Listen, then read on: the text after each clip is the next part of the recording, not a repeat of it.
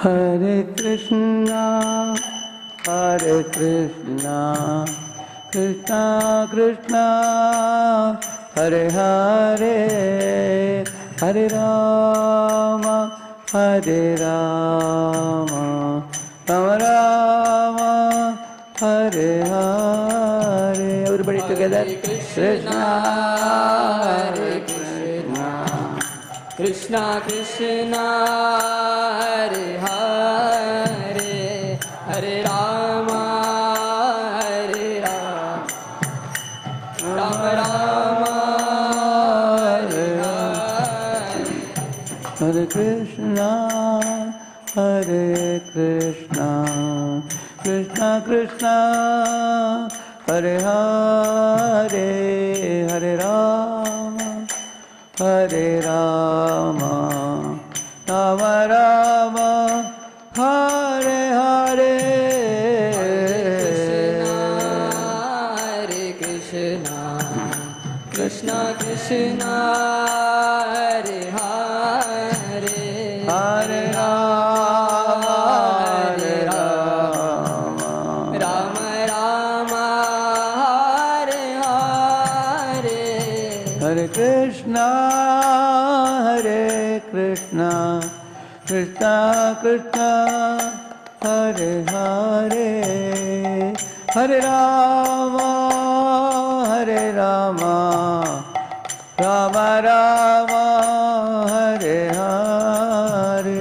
Hare Krishna, Hare Krishna, Krishna Krishna, Hare Hare, Hare Rama, Hare Rama, Rama Rama, Hare Hare. Hare Krishna, Hare Krishna, Krishna Krishna, Hare Hare, Hare Rama, Hare Rama, Rama Rama, Hare Hare. Hare Krishna, Hare Krishna, Krishna Krishna, Hare Hare, Hare Rama, Hare Rama, Rama Rama, Hare Hare. Hare Krishna, Hare Krishna, Krishna Krishna, Hare Hare, Hare Rama, Hare Rama, Rama Rama, Hare Hare. Hare Krishna, Krishna Krishna, Hare Hare, Hare Rama, Hare Rama, Rama Rama, Hare Hare. Hare Krishna, Krishna Krishna, Hare Hare, Hare Rama, Rama Rama, Hare Hare. Hare Krishna, Krishna Krishna, Hare Hare, Hare Rama, Rama Rama, Hare Hare. Hare Krishna, Hare Krishna, Krishna Krishna, Hare Hare, Hare Rama, Hare Rama, Rama Rama, Hare Hare. Hare Krishna, Hare Krishna, Krishna Krishna, Hare Hare, Hare Rama, Hare Rama, Rama Rama, Hare Hare. Hare Krishna Mahamantra ki. Om Ajnanatimirandasya Jnananjanashalakaya Chakshuh Unmilitam Yena Tasmai Shri Gurave Namaha.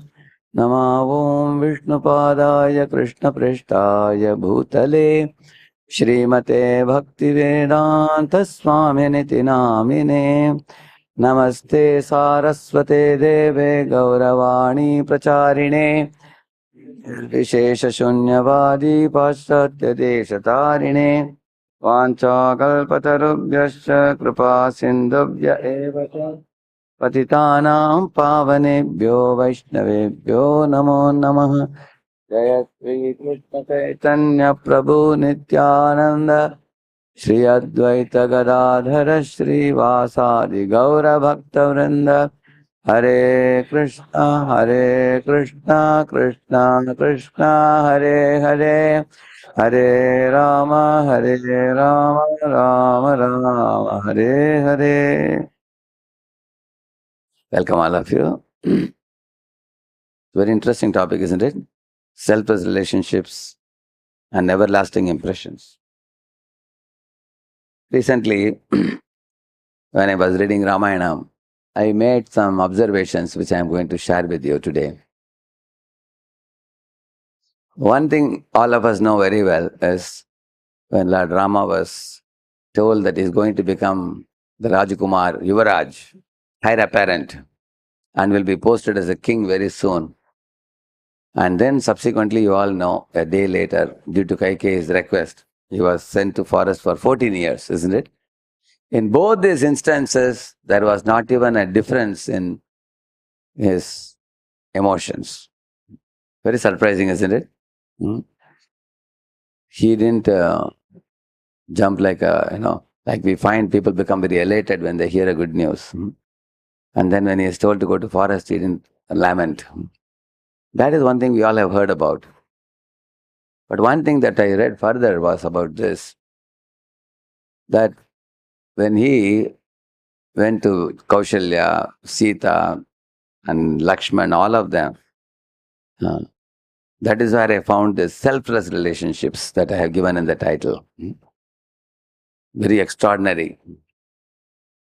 So when he went to Mother Kaushalya and told that, oh mother, maybe you are aware that I am supposed to go to forest for 14 years. Huh? These 14 years will go like one moment. So you take care of yourself. Huh? And I'll come back very soon. I need your blessings. So Kausalya said, my son, you want to hear only your father's instruction? What about hearing my instruction? She asked. So Rama asked, what is your order for me, mother? She said, father is telling you to go to forest. I am telling you not to go. You stay back. Let Bharat be the king. I don't mind. But I will convince Kaikeyi that you should not be sent to jungle. Such a dangerous place for 14 years. Ram said, that cannot be done. Father has already spelled out what he wants. I cannot break his order. Both you and me should follow his order, he said. Then she said, if that is so, then you take me with you. I'll come with you to forest. And Ram said, a wife should always stay with the husband. A wife should never be separated from the husband. Then Kaushalya cried loudly. She said, you are neither agreeing to stay, nor are you taking me with you. I think you are determined to separate me from you, my son. So at that time Ram said, oh mother, if you weep like this, how will there be any auspiciousness for me in the forest? You should actually bless me. Then she wiped her tears and called the Brahmins and spoke the Swasti Vachan and everything. She said, okay, I will bear with this 14 years separation. You go and come. Then he went to Sita. At that time, Sita was actually worshipping Lord Vishnu for the welfare of her husband. And when Ram told her about this, she was aware. She said, yes, I just now came to know that you have to go to forest for 14 years. So Ram said, hey Sita, you stay back with 3 mothers, peacefully in the palace, and I will quickly return back after 14 years. He told her. Sita said, what? You will go to forest and I'll stay behind? How can you ever think such an idea? She said, for a wife, sleeping in a very comfortable, soft bed is like a bed of thorns. If she has to let her husband go to forest and she lives in the palace. On the other hand, for a wife to be with the husband in the forest with you, that will be the most joyful thing for me. I can see the waterfalls, I can see the cuckoos cooing, peacocks dancing, and I always had a desire to go to forest. I have been telling you. Ram said, don't have a very rosy and cozy picture of the forest. My dear Sita, you don't know. There are animals always praying for something to eat in the jungle in the dead of the night. And there is no nice palace like this to sleep. You have to sleep under a tree. And you may not be able to get nice foods to eat. You have to eat berries and roots and fruits and whatnot. It's a very life of great austerity. Your tender body cannot, take it up. Therefore, Sita, you stay back, uh, and I will fulfill my order of the father, and I'll come back, he said. And Sita loudly cried. Sita said, "You will not find me alive if you come, if you leave me behind and go. I will either enter fire, or I'll enter the river, or I'll consume poison and die." When she cried like this, then Ram pacified her and said, "Okay, Sita, I will take me with you. Don't worry. I will take you. Don't worry." So he said, "Can I tell you the truth? I cannot be separated from you even for a moment. But I try to conduct a test to check whether you really want to come or you want to stay back. I just wanted to see that you are comfortable. Now that you have desperately expressed your heart that you wish to come with me, I'll take you," he said. Uh, I was just thinking, when he met his mother, he said the wife should always stay with whom? With the husband. But when he met Sita, he told, "You stay behind. And I am going to forest." Why did he say the opposite? Anybody can guess? Any of you can raise a hand? He just said the opposite to his wife, isn't it? To mother, he said you should stay with the husband always, so you should stay with Dasharatha and give him support. But when it came to Sita, he said, "You stay back, I'll go to forest." Why? Anybody?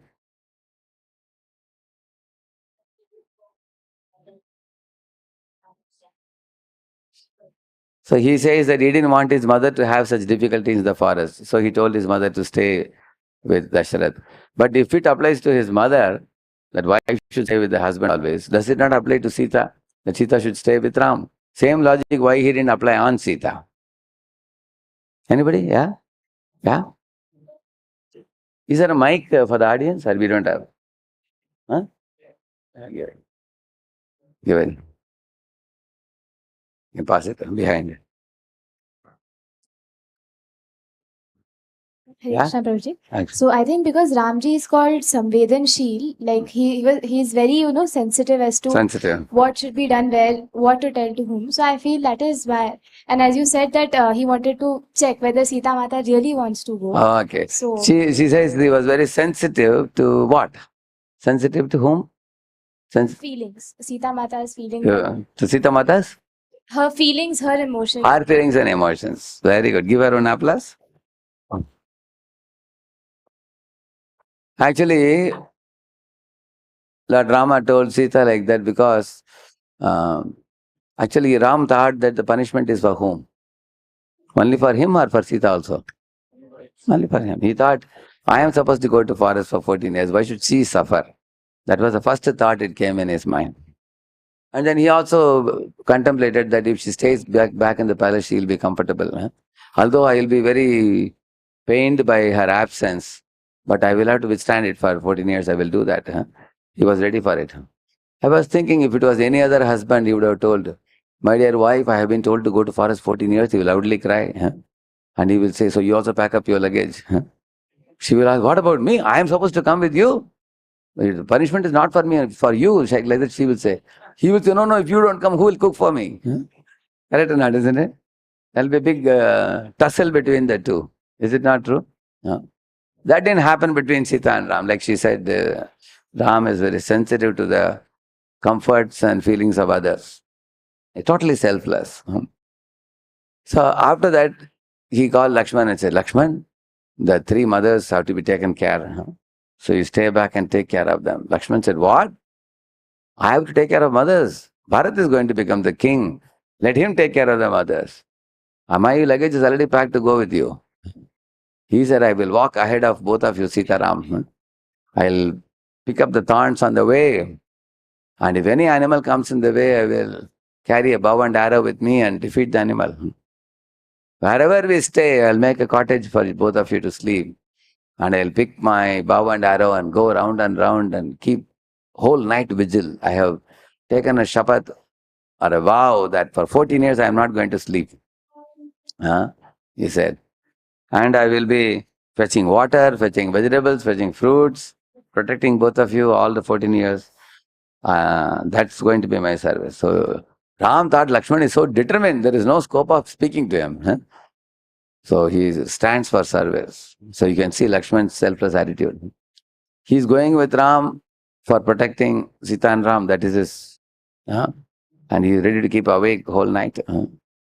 So then then Ram said, "Oh, Lakshman, what can I say? If you are so uh, determined to come, I can't stop you. You can come with me," he said. Then Lakshman went to his wife, whose name was Urmila. So Lakshman was thinking, I have to present it in such a manner that she will not object to my request. So as soon as he went and told Urmila that uh, Ram is going to forest, and Urmila said, "Oh, I know very well. I came to know that." And she said, uh, "Definitely, you and Ram are inseparable." Even when Vishwamitra came to the palace and said, "I want to take Ram with me, Dasharath, can you give me?" So when Dasharath called Ram, who came? Ram and Lakshman both came. So Lakshman was like a shadow. He would always come with Ram. Even if he is not called also, he will come with Ram. So she said, "You cannot be separated from Rama and Sita. You would like to serve. So you should go with them, and I will not come with you. Because if I come, your attention has to be partially given to me. Because of which your seva for Sitaram will be affected. So it will be greatly painful for me to stay alone here in the palace without you. But in 14 years I will serve Sitaram in separation, and you serve them in their union." Like that Urmila said. And saying this, she burst into tears. She didn't say, "If Ram is taking Sita with you, what should you do? You should take me with you also, isn't it?" She didn't say like that. She said, "Better you go alone so you can serve well. I don't want to be a burden on you." Like that Urmila said. This is her selflessness, isn't it? Very amazing. So, and Sumitra, Lakshman's mother, when Sumitra went and offered her obeisances, Sumitra's mother, even before Lakshman could speak, she said, "Lakshman, are you aware Ram has to go to forest?" She asked. Lakshman said, "Yes, therefore I come to meet you."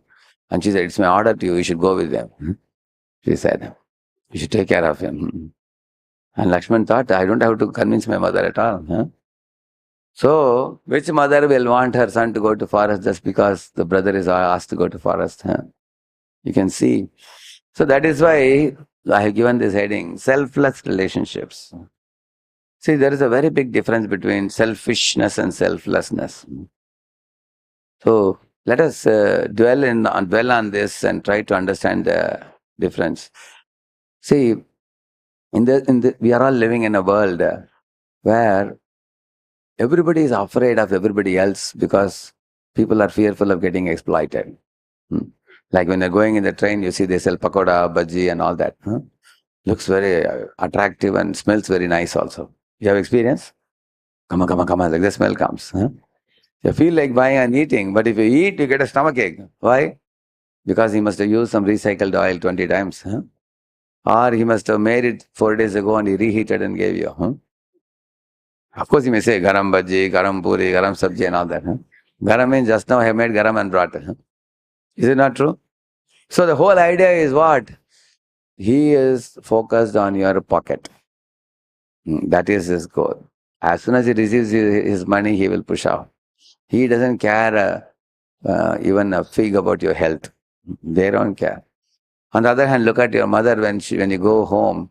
Mother cooks for you. Anything she gives you, you can close your eyes and put it. Is it not true? Can she give anything harmful to you? She cannot. That's genuine love. So you can clearly compare the love that you experience at home and the business mentality that you experience outside. That way you can see receptionists are smiling, waiters are smiling for a tip, isn't it? Yeah. Even the auto wallahs are smiling and welcoming you. Give your luggage, I'll take you. But once they put your luggage in their vehicle, they will charge you 500 rupees, they will say. They will loot you. Therefore, people are afraid in the outside world because many people are showing fake love. People are very afraid because people's focus is on your pocket. What money I can extract from this fellow. But mother's focus is on your heart to please you. And pocket and heart are one behind the other. Isn't it? Still, you know the difference. So, what is the difference between love and lust? Lust means to exploit. Love means to serve. Lust is epitomized by Ravana. Love is epitomized by Hanuman. Hanuman has Seva Bhav, and Ravana has Bhoga Bhav. Ravana came to exploit Sita, and Hanuman went to Lanka to bring Sita back to Rama. Correct, no? One wants to combine Sitaram, like Hanuman, and Ravana wants to separate Sitaram. Correct, no? That's the difference. So, you can see the selfishness of the people involved, and that causes a lot of fear in this world. Selfishness causes great fear. I saw, and there were two boys in my IIT days. One of they both come from the same village.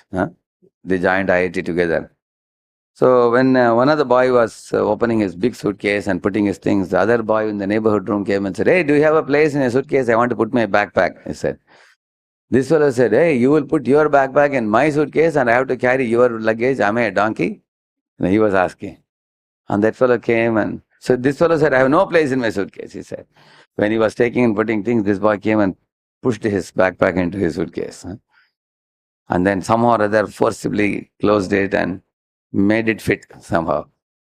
And then this fellow said, "See, because your luggage is in my suitcase, now you have to lift the suitcase," this fellow said. And the other fellow said, "Hey, why should I lift your suitcase?" So he ran away. He ran to the station and this fellow was carrying heavy suitcase. I was just watching it.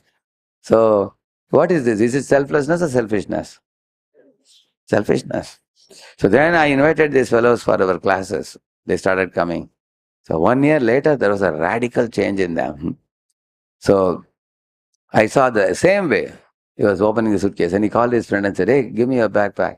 And that time that fellow felt very shy. He said, sorry, I don't want to put my luggage in your suitcase. No, you carry yours, I'll carry mine, he said. Then this fellow went to his room and snatched his backpack, put in his suitcase and closed it. He said, no, I will carry, he said. Then that fellow said, because my luggage is in your suitcase, so I will carry. So they both are pulling the suitcase. I will carry. What is that? That is self. You see the difference? Same way you will see when Bharat went to forest. You all know Bharat. When Bharat came back to Ayodhya, and then he saw Ayodhya in gloom, and then he heard from everybody, and then he took Ayodhya Vasis and went to forest. Long story cut short. When he went to forest to call Ram back, you all know that Bharat Mila pastime, isn't it?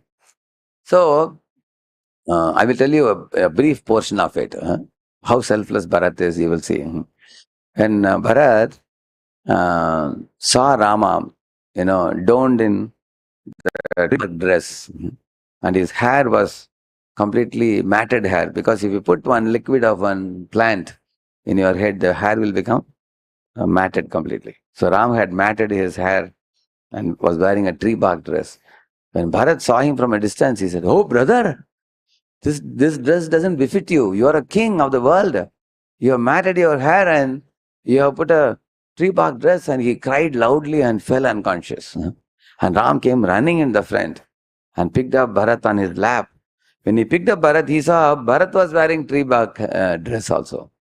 And his hair was also matted. Can you say why? Why Bharat also did that? Can anybody guess? You chant how many rounds? Oh, I want to hear from the other boys. Anybody? Why was Bharat matted, having matted hair and tree bark dress? All these fellows are devotees' children. I think they're wearing tilak also. I want to hear from the students. For all of you small boys, we'll do a separate program for you.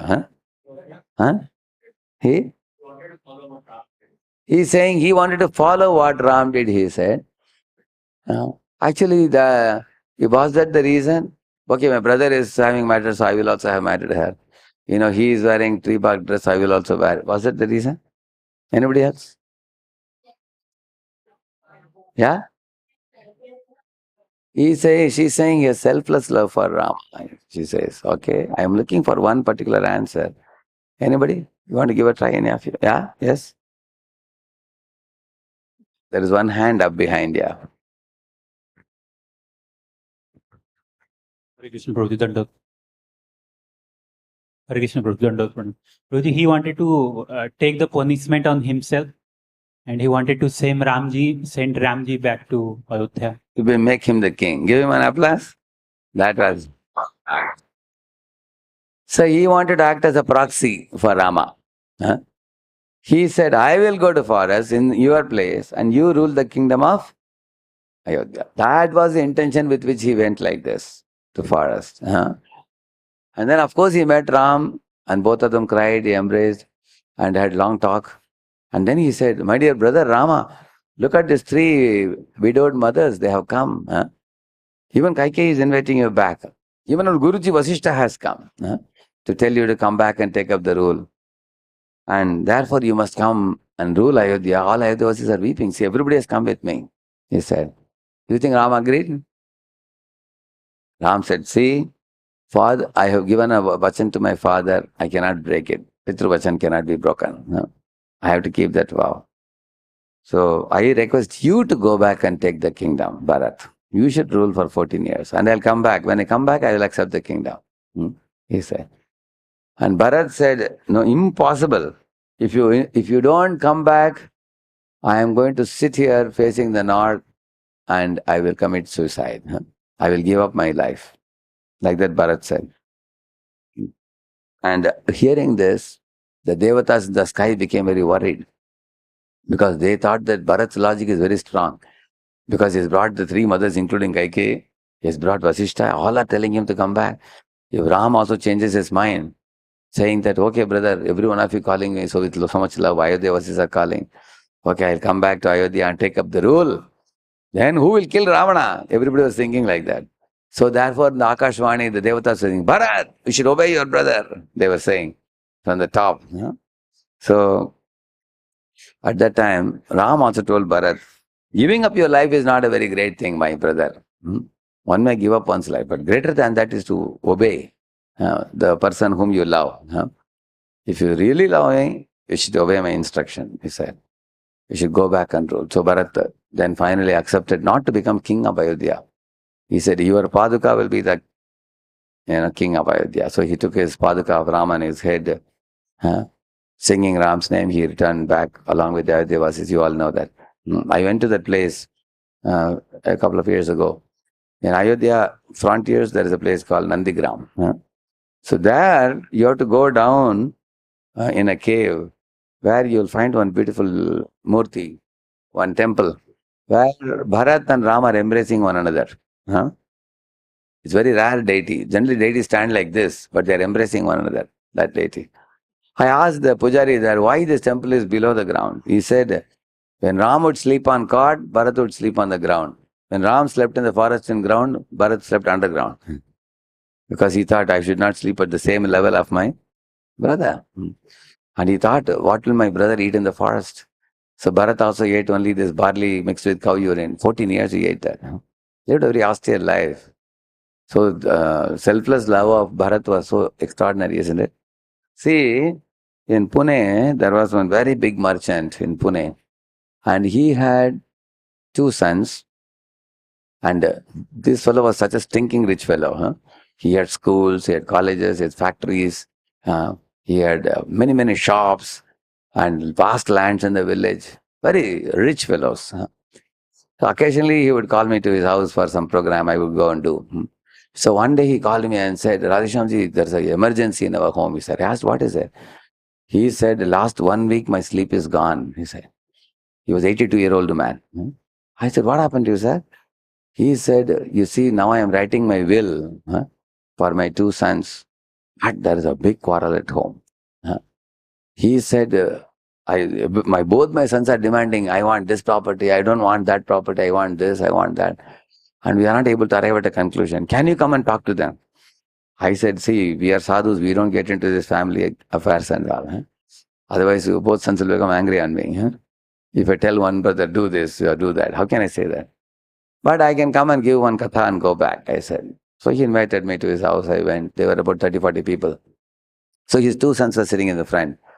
So the father had told me that in the daytime he would make the division, sons will agree, the night they will go and tell their wives and the mind will change next day. And they would come. Because wife will say, hey, why did you accept this? You should ask that. Like that. So in this way, 1 week was passing. So when I gave the class, what did I speak on? I spoke on the same topic which I am speaking to all of you today. This is the topic I spoke about: selfless relationships and everlasting impressions. I spoke about Bharat Milap even more elaborately than now, what I spoke to you. From Ramayana I spoke. So those many people heard, they had practically tears in their eyes. Huh? They said, what kind of brothers are these two, Bharat and Ram? Bharat is telling Ram, you become the king. And Ram is telling Bharat, become the king. Generally, you will see there was one king in India who killed his brothers and put his father in prison. You know that? Huh? For occupying a post, isn't it? Now here is a person, you see, he is not competing with brother for the seat of the kingship. Rather, what is he doing? Huh? He says, you be the king. Both are saying, you be the king. So, is it selflessness or selfishness? Selflessness, you can see the height of selflessness. Who will want to forego the post if you are given that position? Think about it. Like I was asking in an assembly, say you couldn't get into IIT, but your younger brother got into IIT. How many of you will be happy? I asked. Almost everybody raised a hand. At least my brother could get into IIT. One fellow didn't raise hand. I asked him, hey, why you won't be happy? No, how will I be happy? I couldn't get, how can he get? Are you your blood brother? Huh? But even amongst blood brothers, sometimes there is competition. Correct, no? That is selfishness, correct? Yeah. So when I told this past time, and the two fellows were sitting in the front, then they came and bowed down to me. They asked for a japamala, I gave them. Next day morning, I got a call from that rich man, that father. Radheshyamji, your formula worked very well. Now the property is divided now. He said, I have written the will. Both sons agreed because they said, if Ram and Bharat are so selflessly sacrificing for one another, how can we two brothers be so selfish? That hit them very hard when they heard a 1 hour lecture. So one lecture of Ramayana can change the situation of a family, you can see. In just one evening class. Next day they were completely agreeable to whatever the father gave. Both the sons became agreeable. So, in this way, in the modern day society we are living, it is a society which is epitomized by I, me, mine culture. I, me, mine. Everything is I-centered in this world. Like an employer is thinking, there is an employee, I will get 1 lakh rupees worth job done by him and I'll give him 20,000 rupees. He's thinking like that. An employee is thinking, I will do 5,000 rupees job and I'll take 20,000. So who is exploiting whom? Both are in exploiting mode. An employee thinks, my boss is out of station, I'm happy. 1 week I can relax. He's thinking like that. So that is actually modern day society that is characterized like that. But actually, the genuine love is explained in the Vedic literature as the original dharma of the soul. Like when you talk about two essential characteristics of every living being is to love and to serve. You will see that. Everybody is loving somebody, everybody is serving. You will see that. See here, genuine love never rusts, I've written. If you keep a knife, it becomes rusted in a week, right? If you keep apple cut, it gets oxidized. Correct? Similarly, here the boy and girl seem to be happy, but later on they quarrel like this. Isn't it? Love doesn't last much in this world, isn't it? He's catching his neck now. Yeah. So you run to where you get genuine love. That's why a child feels very safe in the custody of mother and father, in the sweet home. But here I have shown the waiter is thinking, I will put up a smile and get a good tip. Yeah. Yeah. That was the bhaji I was telling you example, isn't it? They don't have any goal other than making money. So there is an animal and angel within all of us. So when you come to these kind of programs, it brings the angel out of you, right? Because it goes straight to the angel in your heart and nourishes the angel to make your angel very stronger. And it drives out the animalistic behavior, which is selfish behavior. So that is why it's very important to regularly stay in touch. Like Shankara says in one verse, Satsangatpa, Nisangatpe, Nisangatpa, Nirmohatpe, Nirmohatpa, Nishchalatatpe, Nishchalatatpa, Jivan Mukti. In this way, he says that when you come in Satsanga, he says that all illusion will be dispelled. It's like switching on a tube light in a dark room. You get clarity in life, what is right, what is wrong, what is good, what is bad, what to do, what not to do, what is beneficial, what is harmful. You can have a very good Viveka Buddhi you can develop. Otherwise, in this world, you don't know what to choose and what to drop, and what to feed and what to fence. You don't know the difference. Yeah, modern day boys, girls, everybody is bewildered by so many things in the outside world. So, if you come to these programs on regular basis, then you know how to nourish the angel and drive out the animal. So, the soul is pure, as you see here, but it is covered by an impure mind, which has to be purified. For that matter, all of you, every one of you sitting here, you are a good soul. There is no problem with your soul, but you are covered by your mind, which has some impurity. And that impurity has to be cleansed. If you don't cleanse it, you will suffer and others will suffer. Like Hiranyakashipu, he was torturing Prahlad. So who suffered? Prahlad suffered or he suffered? Both suffered ultimately. He made Prahlad suffer. Later on, he was also killed by Lord Narasimha. You will see that. So, Duryodhana and Pandavas, if you see, did Duryodhana suffer or he made Pandavas suffer? Both suffered. He tried to trouble the Pandavas, finally was destroyed completely. So these impurities in our mind, they give trouble to both. The person giving trouble and the person getting trouble. Everybody. Just like, for example, if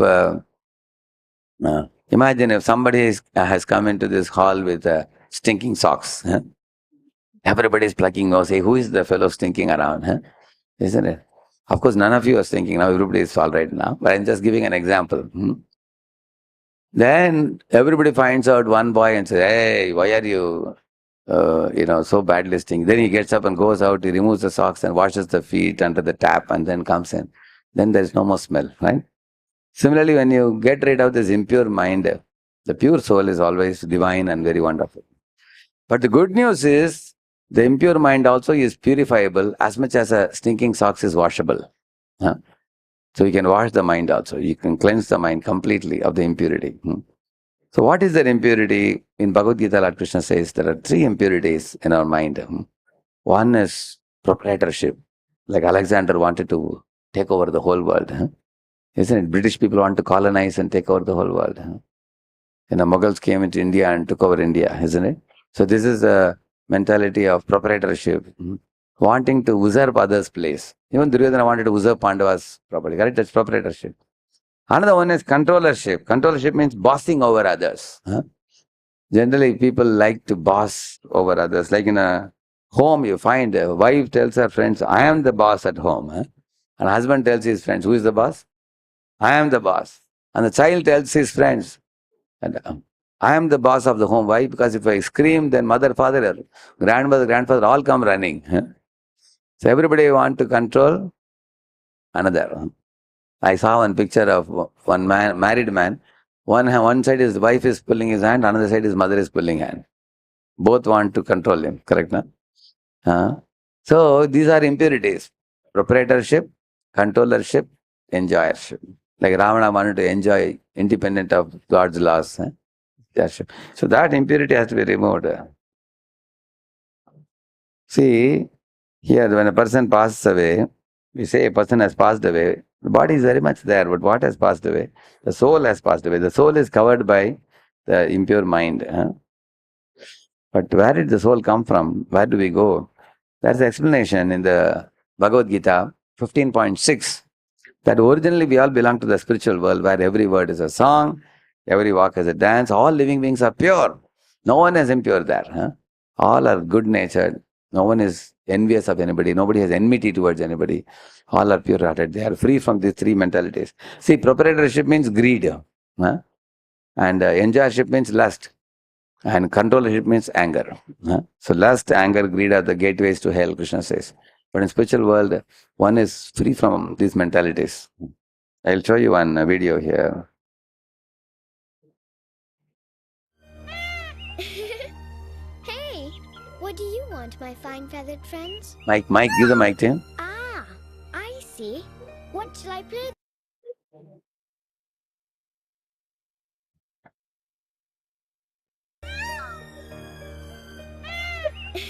Hey, what do you want, my fine feathered friends? Ah, I see. What shall I play then? An excellent choice.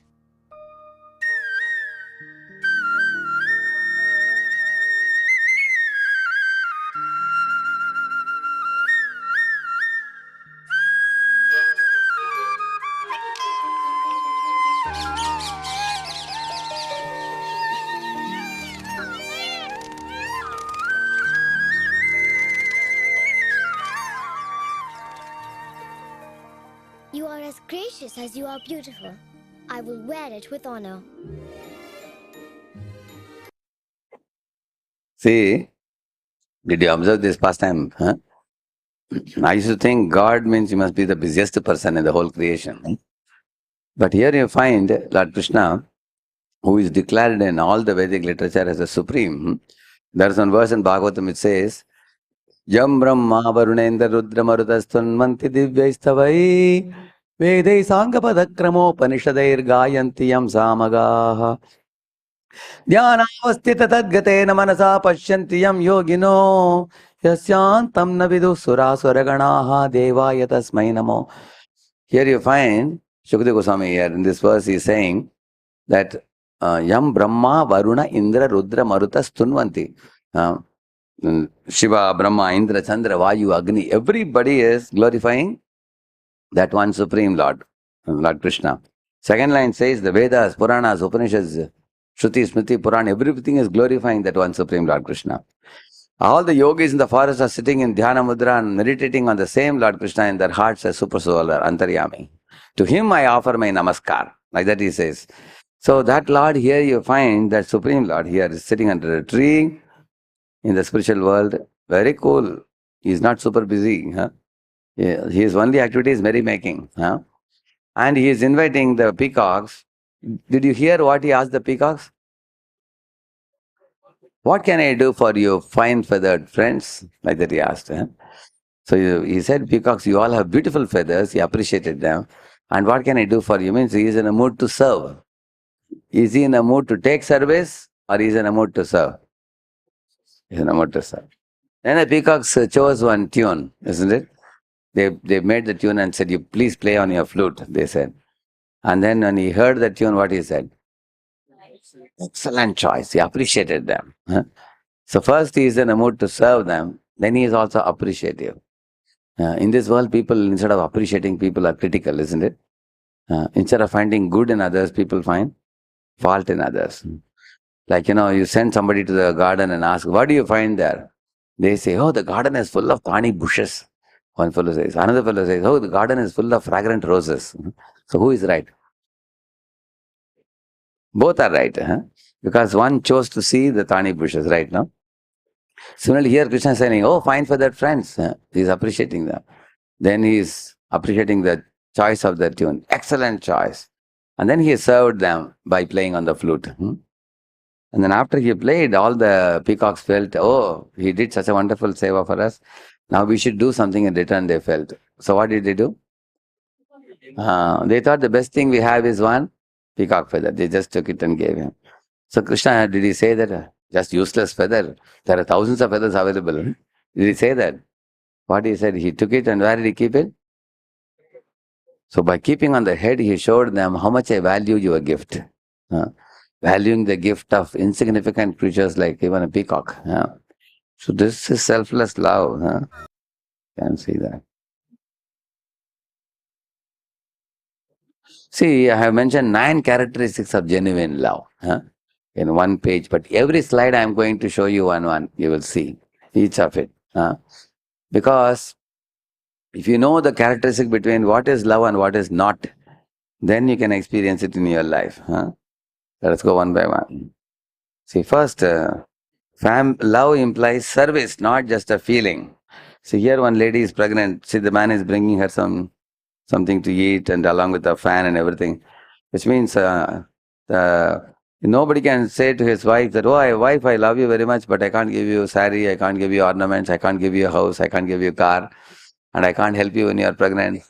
Bye-bye. But I love you very much. Can you say that?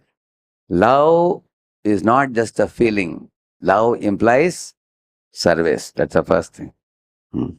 So all of you boys who are studying in the college, say, father says, beta, I love you very much, but don't ask me for money. Somehow you complete your studies if he says that. Isn't it? So then you will say, well, what kind of a love is that? If you love or if you love us, you should take care of us. Is it not true? So therefore, love implies service, not just a feeling. You can see in the middle, the Gajendra is caught by a crocodile on the feet.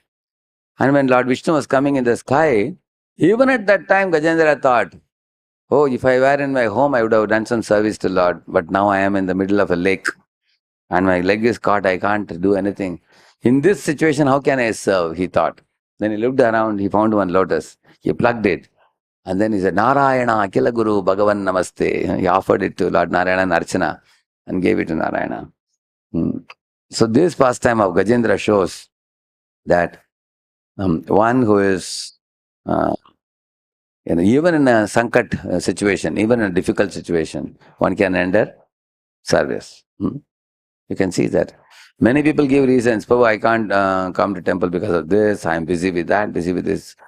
Gajendra's life was under threat. Even in that he rendered service. Similarly, Arjuna is rendering service to Krishna by fighting the battle. And Krishna is rendering service to Arjuna by driving his chariot. Yeah. So Lord loves the devotee, devotee loves the Lord. There's a mutual loving relationship. And that is expressed by service. Second thing, love is voluntary, not for salary. Can anybody say, sir, I am going to company because I love my boss very much. He's a good man. I don't need any salary. Can anybody say? So when the salary stops, your job will also stop. Correct? You will tell the company, you are not giving salary, then you leave the place. Is it not true? But in the spiritual life, we call a word as seva. Seva means it is done without any salary. It is done simply out of love.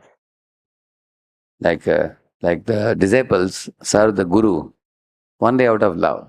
They don't expect anything in return at all. They simply want to see the Guru happy. So that is a Guru-disciple relationship.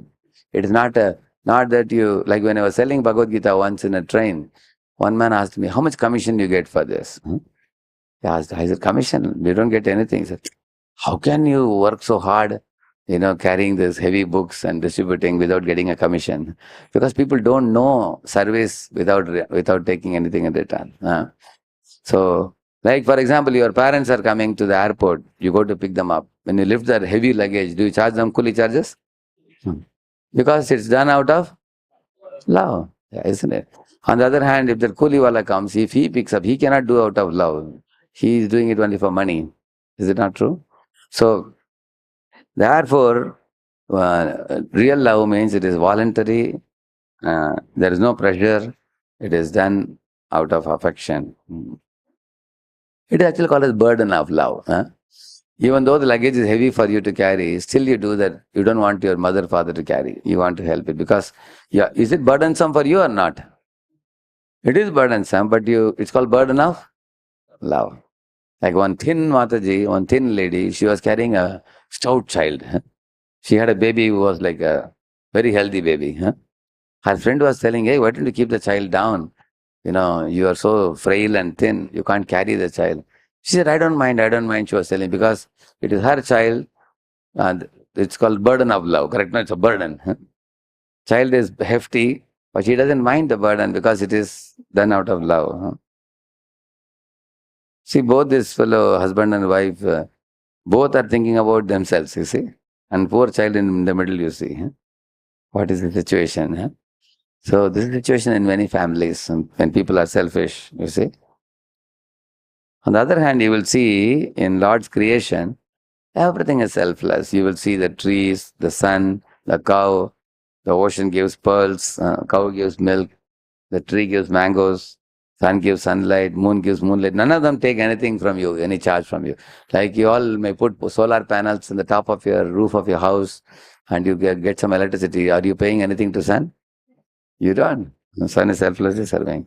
So, the Lord's creation, selflessness is inbuilt in His creation. Therefore, there is a verse, Paropakaraya Bahanti Nadya, Paropakaraya Duhanti Gavva, Paropakaraya Falanti Vriksha, Paropakaraya Idam Shariram. That verse says that the mango trees gives mangoes, it doesn't charge you.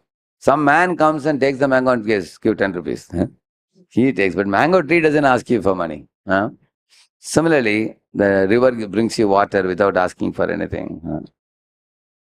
So you can see the cloud showers rains, the sun gives heat and light, and cow gives milk. All these entities, the creation, are reflecting God's infinite love for His children. See. Here another point, love involves sacrifice and pain. Look at this mother raising this child. Many times the children get in the middle of the night, get up and they quack, quack. They start screaming. You've seen that? I asked the boy, imagine one child is given to you for care. Midnight he starts crying. What will you do? He said, I'll give a tight slap, he said. How can it disturb my sleep? Because he doesn't know what is that motherly love.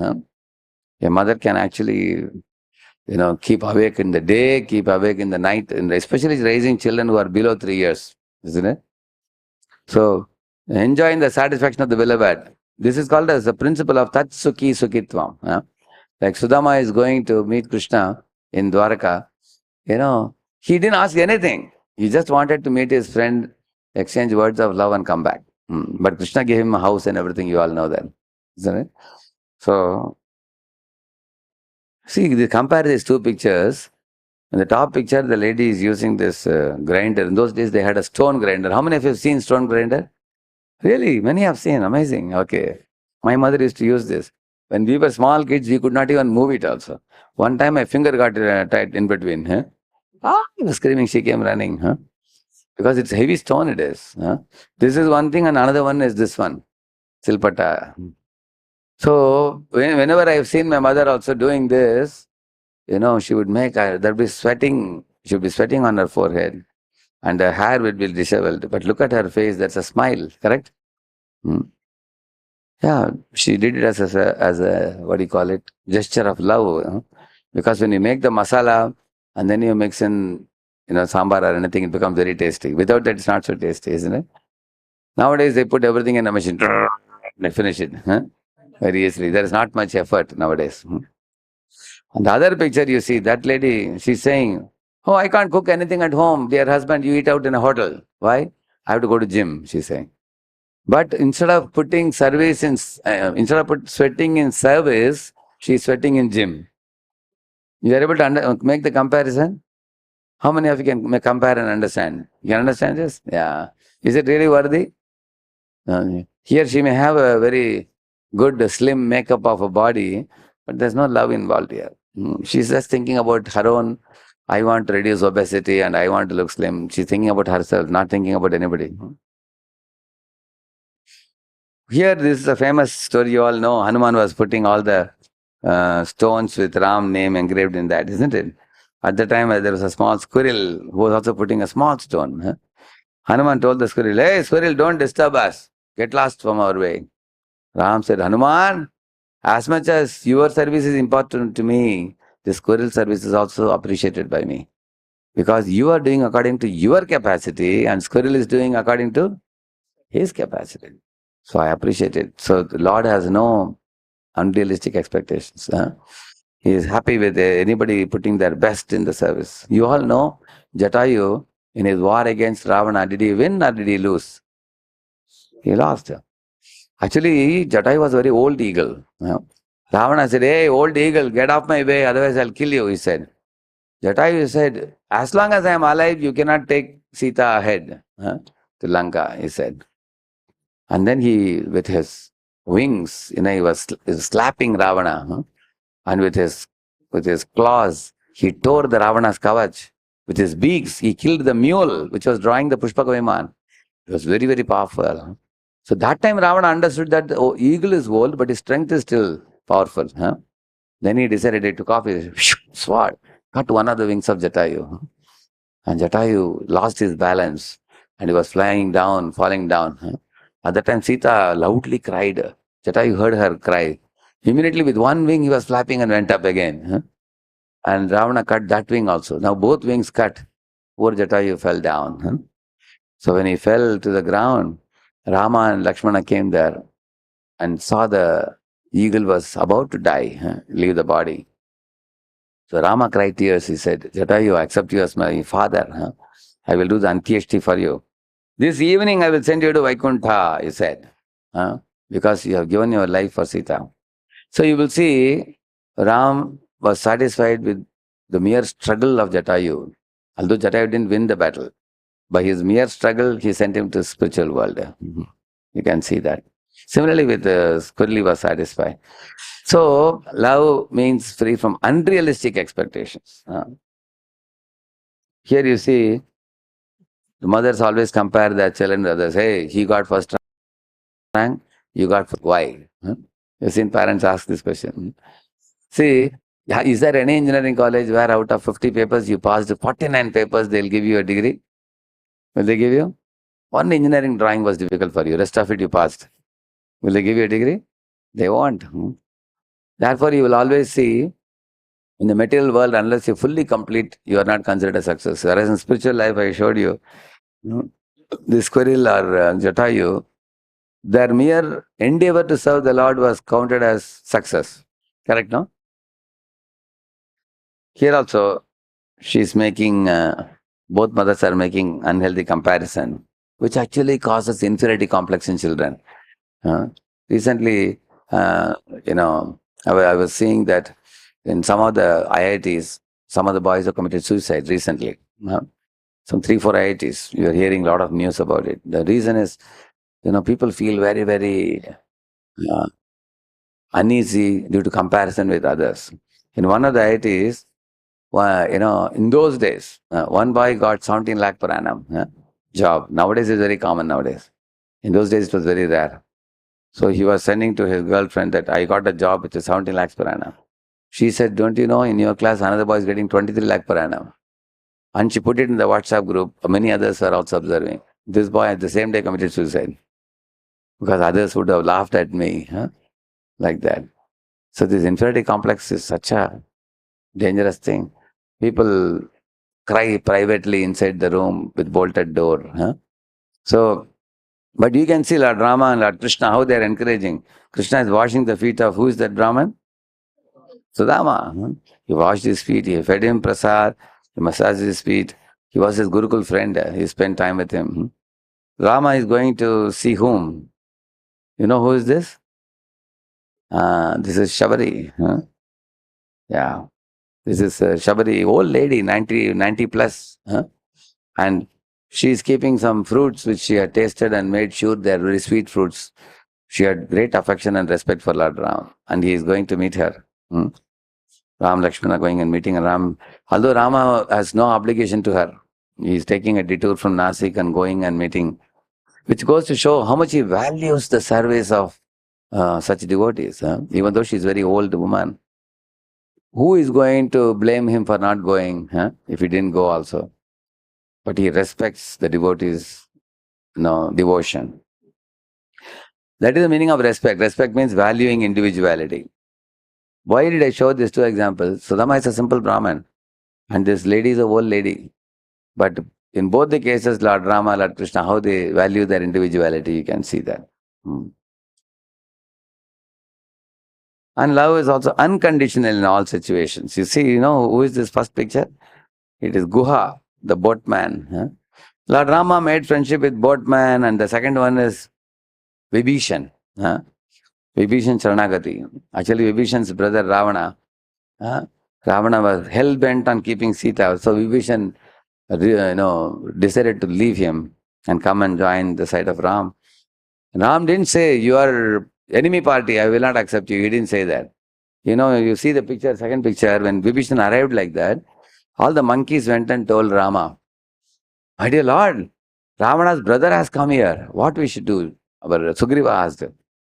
Ram knows everything, but still he asked, Sugriva, what do you think we should do? Ram smiled and asked Sugriva, Sugriva said, we should capture him and bring him down to the ground and kill him on the spot. He said, because he's an enemy, he said. Then Lord Ram said, let us hear the other monkeys. He asked Angada, he asked Mahinda, he asked Neela, he asked Hanuman. Different people said different things. Some of them said, my dear Lord, it's dangerous to keep him in our side. Some of them said, if you keep him also, put one spy behind him. Wherever he goes, even if he goes to bathroom, somebody should go behind. He may make a phone call with his mobile. Somebody should always be there. Everybody was warning. Hanuman was the only one who said, Vibhishan is your devotee. When I went to Lanka, all were Rakshasas, Rakshasis, eating flesh and drinking blood and drinking wine. It was a horrible place. But he said, in one house, one palace I saw, somebody was reciting your name. Shri Ram, Jai Ram, Jai Jai Ram. Shri Ram, Jai Ram, Jai Jai Ram. So I peeped through the window and I saw, who was it? Vibhishan. Vibhishan, he was a Rama Bhakta, great devotee. Vibhishan, in his whole house, he had written Rama, Rama, Rama, Rama, Rama, Rama, Rama, Rama, everywhere. So one day, he happened to come, Ravana, to his brother's house. He said, hey, brother, Rama is my enemy and you have written his name all through your house. How dare you wrote like this? Vibhishan was very intelligent. He said, no, Rama means Ravana and Mandodari. I have written you and your wife's name. Then Ravana became happy. Okay, wherever you have not written, there also you write Rama. Exactly. That is Vibhishan. He became a great devotee of Rama. So then Rama told all the Vanaras, Sagrada viprapannoyam tavasmi yati yachate abhayam sarvada tasmai dadam yetat vratam mama. Hey Vanaras, you all gave your opinion and you are insisting me to give my opinion. This is my opinion. Anyone who takes my shelter, saying that, my dear Lord, I am yours, even once, I cannot reject that person. So Vibhishan has surrendered to me, I will not reject him, he said. So Sugriva and other Vanaras had tears in their eyes. The Lord is so unconditional. He doesn't put condition that you cannot be a Rakshasa. Even if one is a Rakshasa, he can become Lord's devotee. Prahlad was born in a demon's family. Lord accepted him. This way, there's no condition. See, like sometimes it so happens, there were two MBA students, one boy and girl, in the same class, and they wanted to marry. So the boy told his parents to tell her parents. So the parents went to talk. You know what the father said? See, your son is making just 6 lakhs per annum. And I will not give my daughter to anybody who at least should be making 12 lakhs per annum. So I cannot give. That means the money was the consideration. He said, if somebody else good match comes, I will go for that. His father said. Yeah. Similarly, you will find sometimes, your girl's parents have agreed, the boy's parents have agreed, the boy and girl, they are agreed, everything is going to happen. Finally, the girl's father says, I have to have one last check with my old mother. Because without her permission, I won't do anything. And the old mother will come and look at the boy. Boy is little black, you see. Our girl is more fair, we should not give, they will say. So just because you have a pigment of your skin, that marriage is stopped. Whereas Krishna doesn't put any condition for you. He doesn't say, I am Lakshmipati, you should be at least Crorepati. Does he say that? Then how we all can become Bhaktas? Sudama was not a Crorepati, still Krishna accepted him. Correct or not? That's the meaning of unconditional. Krishna doesn't say, I am the most handsome. So those who are my devotees have to be handsome. If he says, what will happen? So he doesn't put any condition. No economic status, no educational status, uneducated fellow, poor fellow, everybody can go to him. So that is unconditional. Love means tolerance and forgiveness. So when Putana demon came to Vrindavan to kill Krishna, at the same time she had a desire to breastfeed milk to the baby Krishna. At the same time smear her breast with poison and kill him. That was a cunning plot she had made. So when she took the baby Krishna in her lap, when Krishna sucked her breast, along with the milk, he also sucked her life air also. She immediately she expanded her form, very huge form, and she ran out of the palace of Nanda Bhavan. At that time, Krishna thought that because she fed me milk like a mother, I will give her the position of Yashoda's assistant in the spiritual world. He gave her the position of a nurse in spiritual world. Dhatri. That is his mercy. He didn't see her evil mind. He cleared her evil mindset by killing her. But for the soul of Putana, he gave her the position of assistant to Yashoda in the spiritual world. So that is his tolerance and forgiveness. This is the last one. You see, love means security, support, shelter and pleasure. This is what I told you about Jatayu. How Rama gave that shelter. Your father is, sheltering the child, little girl. So we all feel secure somewhere, like we feel secure at home in the midst of the mother and father. But at the same time, when we go in the outside world, we become very afraid of the outside world, because nowadays doctors can be exploitative, teachers can be exploitative. Nowadays teachers, they don't teach in the college, they say come to the tuition center and pay me money and then I'll give you good marks. So teachers can be exploitative, doctors can be exploitative, everywhere. So there is always a fear in the outside world. So we are all looking for genuine love, where we can get peaceful mind and security.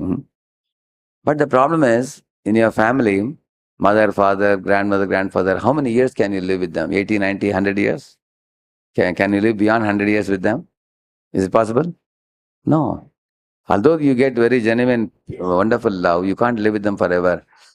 Then what happens? The soul leaves the body, they die and you die, everybody. And then you go to the next life where you get one more new mother and new father. Then another 100 years. Then third mother, third father. But if you become a devotee of the Lord, then Lord Krishna, Lord Rama, these personalities, they never die. And the Atma also never dies. And the relationship also never dies. So they are called global parents. Who are global parents? Sitaram, Lakshman, Radha Krishna, they are called global parents. And your mother, father called local parents. Like in matrix, global coordinate, local coordinate. Isn't it? So you want local parents or global parents? You're not sure? Of course, now you have local parent, but can you remain with local parent forever? No, after 80, 100 years, they will leave. Like my mother and father left in 2017. Same year, 3 months difference. My father was 84, mother was 80. They left. So we fondly loved them. Even now, my sisters always keep remembering. I say, oh, I wish I want to see them once again. But you can't see them. They passed away already. So now, therefore, you will see that it happens to everybody as we get older and older. But when you become Krishna conscious, then you go to spiritual world where you remain, where you will never die, God will never die, the relation will never die. There you get the firm security. See, where trust is required? When you go to a doctor, in friendships, in marriage, in business partnership. Everywhere you need trust. Trusting relationship.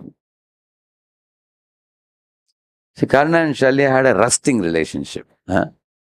You see, trust and rust are opposites, isn't it?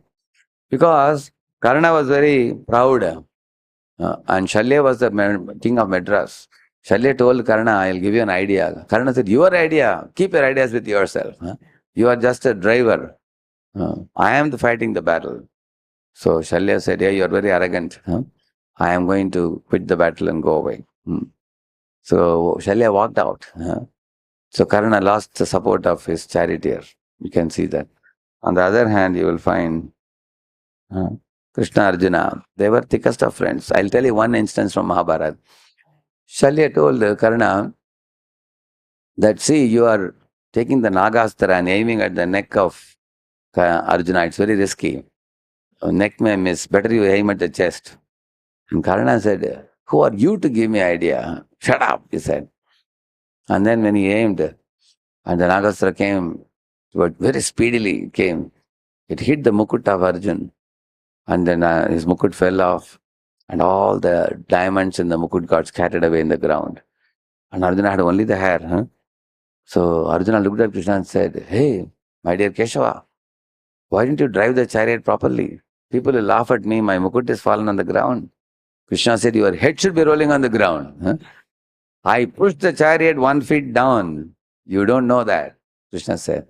Immediately Arjuna folded his palms and reverentially prayed to Krishna and said, my dear Lord, you are always my protector and friend. I don't even know what's happening to me in the battle. Every moment you are protecting me. So his relation with Krishna became thicker, tighter and purer and more sweet. between Krishna and Arjuna. On the other hand, Karna and Shalya had a fight and Shalya left the battle and went. So again, Karna was thinking, second time I will aim at Arjuna. At that time, this Ashwasen is actually Nagastra. He was sending signal, pick me, fight. And he took the arrow and said, hey, who are you? He said, I am Takshaka's son, he said, Ashwasena. Therefore, my aim is to kill Arjuna. I have to target Arjuna and kill him. So we have a family revenge against him. So I will help you now. One time you missed the target foolishly. Now aim at the chest and I will help you. Like the Ashwasena said. Karna said, what? You will help me? He threw away the arrow. I don't need you. And Krishna laughed and told Arjuna, Karna's ego has saved your neck now. Yes, sir. So in this way you will see Krishna Arjuna had trust and Karna Shalya had rust. You want trusting relation or rusting relation? Oh. Similarly, I have shown Drona and Drupada, correct? They were also in Gurukul. And Drona had promised Drupada had promised Drona Brahmana that when I become king, I'll give you half the kingdom. But he didn't give. When Drona went to take his kingdom, Drupada insulted him and said, you are a Brahmana, I am a Kshatriya. What kind of relationship can exist between us? You get lost, take some charity and push off. And then immediately vengeance came in his heart and, he wanted to take revenge. He made Pandavas his disciples and defeated Drupada. And Drupada was in hands and knees with chains. And Drona laughed and said, hey, king, Drupada, now you are falling on the ground at my feet. I can cut off your head if I want, but I am not so mean-minded. I will give half your kingdom and you take it and go. And Drupada accepted and went. But he maintained vengeance. So in the sacrificial fire, he created Draupadi and Drishtadyumna. Then later on, the Drishtadyumna became the cause of the death of Dronacharya. Back and forth again and again. It's a rusting relationship. And here you see trusting relationship. Krishna and they were thick friends in the Gurukula days. And then see later on what a sweet relationship they had. So, for trusting relationship, we need unconditional love. Therefore, 9 symptoms of the love I showed you. Correct, no? So, in this way, so some of the qualities for cultivating selfless attitude, I have given you A, B, C, D, E formula. All of you repeat. A for association. So, we have to association of the saintly people whose hearts are filled with love. And B for Bhagavad Gita. C for chanting Hare Krishna. D for devotional diet. And E for engagement in seva and spiritual environment. Remember this? A for, B for, C for, D for, which diet? The dietitian's diet? Devotional diet, yeah. And E for, one is engaging in seva and spiritual environment. Correct, huh?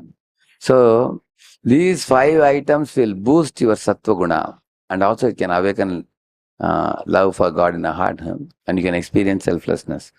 Out of all these items, C is the most important one, chanting.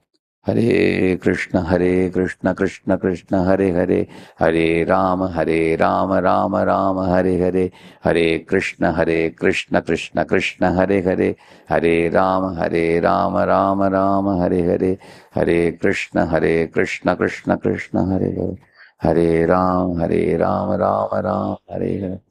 See, whenever you get tense, immediately sit and chant this. 108 times you chant, it takes you 10 minutes. You'll completely become calm. Or alternatively, regularly chant once every day. 108 times, which means 10 minutes every day. Then you will always learn to have a mature mind and a pure mind, because it cleanses the mind like a dusty mirror can be cleansed with a wet cloth. Like that, the chanting cleanses the mind.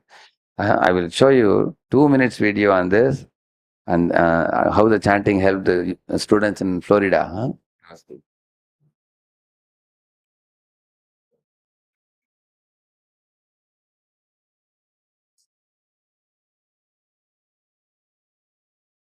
which can produce Indeed, the Vedas form and carry a profound message. Spiritual disciplines recommend meditational practices such as silent meditation, silent recitation of mantras, and also the verbal repetition of specific mantras out loud. A clinical test of the benefits of mantra chanting was performed on 3 groups of 62 subjects, males and females of average age 25. They chanted the Hare Krishna Maha Mantra 25 minutes each day under strict clinical supervision. Results showed that regular chanting of the Hare Krishna Maha Mantra reduces stress and depression and helps reduce bad habits and addictions. These results formed a PhD thesis at Florida State University. You heard it? What are the 4 things it reduces, he says? Stress, depression, addiction and bad habits. And it is a PhD thesis in Florida University. So it's a proven method, chanting of Hare Krishna. There is also one more Harvard University research also is available. So therefore, you all try to chant at least 10 minutes every day. Wherever you may be, you can chant in a park. You don't need a mala also. If you don't have mala, you can chant with finger also. 1, 2, 3, 4, 5, 6, 7, 8, 9, 10. One finger you can fold. Then 1, 2, 3, 4, 5, 6, 7, 8, 9, 10. Second. So 5 times you do 5. And then 5 times you do and release 5. How many? And then 1, 2, 3, 4, 5, 6, 7, 8. Totally how many? 108. Very simple. Sit in a park and just chant. And just try to hear. Chant and hear. Chant and hear. It's very powerful. Yes?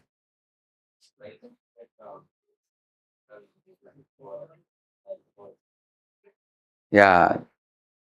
Yeah. It reduces stress, depression, bad habits, and addictions. 4 things he says there. Their research has proved it. Yeah. Bad habits and addictions. Yeah. Now there are many bad habits, like laziness is one bad habit. Correct, no? But addictions are more dangerous than even ordinary bad habits. Correct, no? So the nature of chanting is it keeps you cheerful. It keeps you calm. One Donald R. Tuck, one professor in Kentucky University, he says that when you chant Hare Krishna, students have been found to become more tolerant, more patient. They don't lose their temper. They are very good. They become good listeners, like that he says. There are many advantages. Main advantages, it awakens pure love, which is the central subject matter today.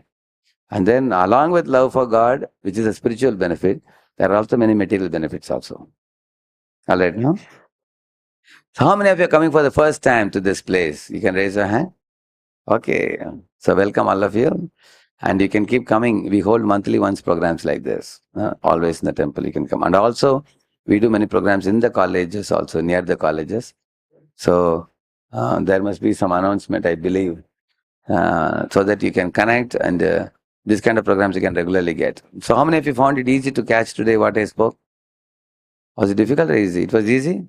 Like how many of you say, Prabhuji, it was too complicated, you were saying so many hi-fi terms. Anybody feels like that? Okay. That's only one. It was very complicated? Is it? You are very small boy. We will give you another separate class for you. Very honest. Yeah. Thank you so much, Prabhuji. Thank you. I think many of you might have questions as well, right? To ask Prabhuji. If you have any questions, you can raise your hands. We will get the mic there. And there is one hand up behind, way behind. So before we proceed with question and answer, Sarah, there are some important announcements to make. As Prabhuji mentioned, that many of you would love to continue attending this kind of session, right? Can I know with the rise of hand, like how many of us want to continue attending these sessions, this kind of sessions? Yeah. So I will invite Pratik Prabhu, who will be letting us know what are the details of those programs, right? Yeah.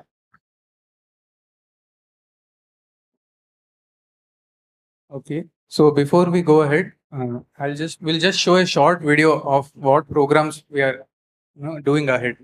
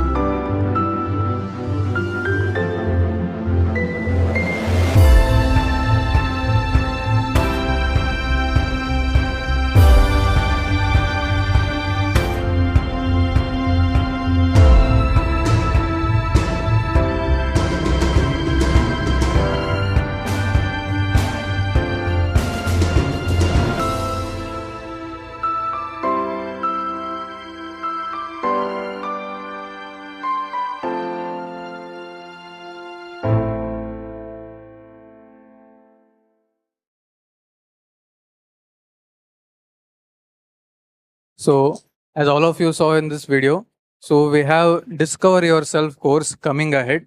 So, all of you who have come for this today's program for the first time, so all of you are eligible for this program. So, we'll circulate a feedback form amongst all of you right now. So, you can fill the feedback form, and in the feedback form, there is an option where you can select whether you are willing to attend further programs. There you can choose an option, and based on that we'll contact you for the further program. This program, Discover Yourself, has been designed by Radheshyam especially for youths, and also we'll be having many senior devotees and senior speakers who will be giving these sessions. They are also trained by Radheshyam, and these sessions will be on weekly basis every Saturday.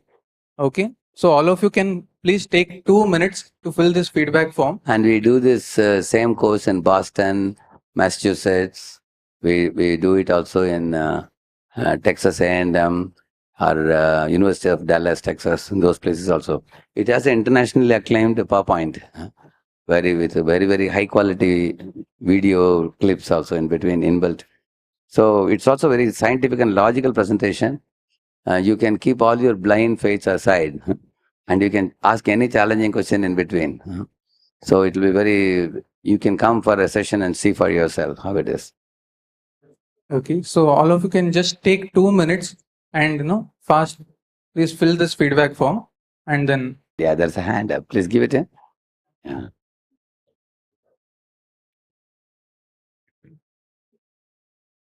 Hare Krishna Prabhu. Alex. Thank you for your wonderful inspirational class on Thank you. selfless relationships. Thank you. My question to you is, you had mentioned about, sometimes following the instruction of the person you love. And that's where you show your selflessness. Yeah. For example, like what you quoted is Bharat, Bharat. Rama told Bharat. Correct. So how do we know, when we love someone, generally we always keep them above ourselves. We keep their priorities above ourselves, but sometimes they do not require that. Sometimes they prefer to be left alone. So where do we know how to draw the line? That is why we have to find out what is the benchmark or the standard. For example, the morality also varies from one country to another. For example, there is something considered immoral in India, may be all right in America. Correct, no? Something may be immoral in India, but in America it's all right. Correct, no? In some places, selling drugs is considered, punishable offense. Other places openly sold. You'll see that.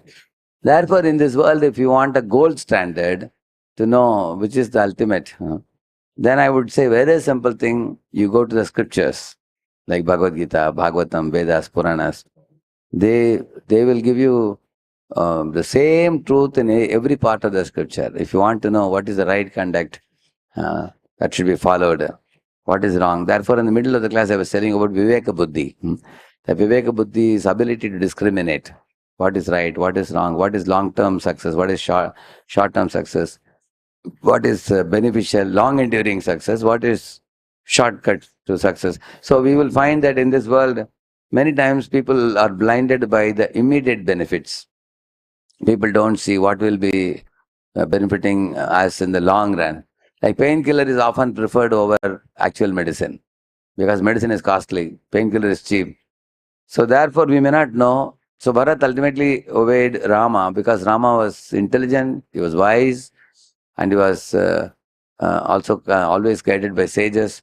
So Bharat had full faith in Rama's discrimination. So he followed that. So whoever has the best proper discrimination based on the scripture, they are worthy of following. Like you will see, Chandragupta Maurya did not act independently. He was guided by Chanakya. Similarly, Shivaji Maharaj had Samat Ram Das. Vasishta was there for Dasharath. Similarly, you find Pandavas had Dhaumya Rishi. Everybody had some great saint to guide. So in our lives also, we need a saintly guidance where we can get a clear-cut picture of what is right, what is wrong. Correct now. I will tell you one example. There were two shops in two corners of the same lane. One shop was selling bread and bakery items. They were making 5 lakh rupees monthly. Other shop was selling bakery items. It's a Govindas, one ISKCON group. They were only making 2 lakhs. Both shops are exactly same size. So many people are telling the ISKCON shop, you guys are earning only 2 lakhs, they are earning 5 lakhs. The reason was the ISKCON shop, they were, as soon as the fungus would come in a bread, they will throw it in the dustbin. Because they thought the bhaktas who are coming to buy should not be harmed by the fungus and all. Whereas this fellow will take a brush and brush it and sell it. So eventually what happened after 6 months, 1 year, suddenly some people got food poisoning. And then they saw that 1, 2, 3, 4, 5 people got food poisoning. And the shop was sealed by the police. And the man was taken to the police station. And the shop came to be called as fungus shop. Yeah, nobody went there. And all the customers went away. The whole shop was closed down. Although he made a lot of profit in the beginning. And all the customers of that shop went to the other shop, who was a man of integrity. So one should know, if you lead a life of integrity, the success satyameva jayate, we say, no? The long run we will get success. So these kind of truths the scriptures teach us. Don't go by shortcuts. Go by what will produce long enduring success. So when you all come for the programs here, these are the kind of things we teach here from the scripture. So you get a very clear-cut picture or a map of life. All right? Thank you. There is one another hand somewhere here. I just, sorry, Prabhu, just one question to follow up on that. Yeah. So sometimes we are in very deep relationships, say family relationships, where we are selfless, but that selfless love is not reciprocated. Correct. So in that kind of a situation, do we apply the same Viveka Buddhi, or what do we do in order to... See, in relationship, there are different type of relationship. For example, mother, father, they have selfless relationship with the children. Even if children don't reciprocate, they still shower love. And they don't have any expectation from children. They say, you just grow up and get settled well in life, you be happy, that's all we want. Correct, no?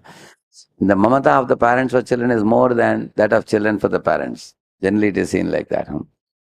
In the same manner, say you have two friends, one friend has a great friendship, but the other friend is not reciprocating. Therefore, what we all have to do in our life, why do we make friendship? That itself we can ask the very basic question. Because people in this world become friends for a purpose. Because one boy is a very intelligent boy, he gets good marks. I want to make friendship so that I can also take his notes. So it has a motive behind it. And another boy is a rich boy. If I make friendship with him, he will take me to costly hotels. I can roam in his car. I can get facilities. These are all motivated friendship. Then when it can be considered as unmotivated friendship without any expectation in return, it's one on the platform of love. When you ask such a question, like I was telling you, Krishna and Sudama, Krishna was very rich. He was Dwarkadish. Sudama was a poor Brahman. But Krishna did not see his poverty as an hindrance in friendship, to genuine friendship. So I would say that our friendship should be based on uplifting association. Like the person whom I am associating with, he should be able to generate positive energy in me, and he should take me one step closer to God, and he should be able to bring good habits out of me, and he should be able to bring the best out of me, rather than bringing the worst out of me. Like I told you, there's an angel and animal in us. He should bring the angel out of me. That friend is a good friend. Like in my college days, I saw that there were about 80 boys in my class. Many of them would talk very vulgar words and all, dirty things. So what I did, I found out two boys, very good boys, sitting. I put them like two bodyguards on either side. So then I had very nice things to share, talk with them, So in this way, why we choose friends? Because our friends should be uplifting. And there are friends also, I have seen there are some boys who will be very critical and fault-finding. They will always discourage you. Then you have to keep distance from them. That's not uplifting association. And also boys who teach you habits like smoking, drinking, you have to run away from them. Isn't it? Such bad habits. Or there are people who will while away your valuable time by all the time gossiping, talking, rumor mongering, taking you around to movies, and they won't let you study peacefully. Sometimes they come in a gang to room and occupy your room late at night. Ha ha, he, who they spend 4 hours there. So therefore I used to go sleep early in the night and then wake up in the morning. Morning when you wake up, everybody's asleep, isn't it? So therefore those friendships should be avoided. Like Karna did not avoid Yodhana. So he got destroyed along with him. Vibhishan avoided Ravana and he came to Rama's side. He was saved. So we also have to be choosy about good association. So good association means one who will teach us you good habits. And he uplifts your spirit. and consciousness. He takes you one step closer to God. And also, he brings the best out of you, angel out of you. He doesn't bring the animal out of you. So, these are ways to assess who is good to be friends with. All right? Thank you. Yes. Here, there's a hand up. One mic here. Where is the mic? Here. Hare Krishna, Prabhu. Krishna. What's your name? Prabhuji, my name is Rambu Kumar. Okay. So actually, my question is here. Maximum students here from 11th year 12th, PU1 year PU2. Okay. You know how the rush is toward the IIT and all MBA. So they find difficulty in the all this 2 year long journey. And same times it's very difficult they find to keep a balance in between spiritual life. And I didn't know that they are 11th and 12th. I just assumed that they may be first year of engineering. I was thinking today, So, if it is 11th, yeah. 12th, we should have a topic called as, I have one topic called as release-esteem by self-esteem. Why? Because the head is cooked up with steam. Release the steam by self-esteem, not feeling inferiority complex. Yeah. So in few words, can you give some guidance to them so that they can carry from this session? How many of you are like this? He's saying about many of you are in the 11th and 12th. My Lord, really? Most of you? Okay. I didn't know that. Okay. See, one of the most important thing I'll tell you is never feel inferiority complex, which is the most dangerous thing for a student. That actually saps your energy. So I'll tell you a little story in their connection. Once upon a time, a crow was thinking that I am the worst type of bird in the world. Nobody like me. Look at my form, I am blackish. And look at my voice, crack, crack. It's not sweet. So then he told his wife. Wife said, but I am not unhappy with you. I am happy with you. Why are you so morose? Crow said, let me go out and come. I'm feeling very much cooked up in my mind. So then he went to a cuckoo and told the cuckoo, oh cuckoo, you have such a sweet voice. You make such a sweet voice. Look at me. I always say crack, crack. So the cuckoo said, see, you are black, I am black. How are we much different? Maybe my voice is a little better, but I am also not happy, he said. Why? You are not happy with such a sweet voice? He said, look at the parrot. He has such a green body and his chaunch, his beak is red. So beautiful, cute he looks. And Crow said, yeah, you are right. Let me meet the parrot. And he went to parrot and glorified him. You are the most beautiful bird in the entire world. Parrot said, no. Maybe I am green, I have a red beak and all that, but I am also very unhappy. He said, why? See, look at my wings, they are so small, only this much. But have you not seen a peacock? It has big wings and beautifully dances, moving their wings. Look at me, I am not so, my wings are so short, he said. And the crow thought, yes, it's true. So he was in search of a peacock. He flew here, there, everywhere. At last he came to a zoo where a peacock was with wide open, feathers, and people are watching. So he stood outside and told the peacock, Peacock, you are the most beautiful bird in the entire world. Peacock was also morose. He asked, what's your problem? Why are you morose? Peacock said, see, my beauty is my problem. Because I have such a beautiful wings. Therefore, they put me in a zoo. Will anybody catch a crow and keep in a zoo? So you are a free bird, I am caught up here. So therefore, I consider you better than me, he said. Crow became so happy. He flew back to his house and told wife, even a peacock is telling I'm better than him. So I have nothing to worry, he said. So he became self-satisfied in his position. Why did I tell you this story? Everyone's situation is unique. Every one of you is put in you have some unique talents in you, unique potential in you. That is God's gift for you.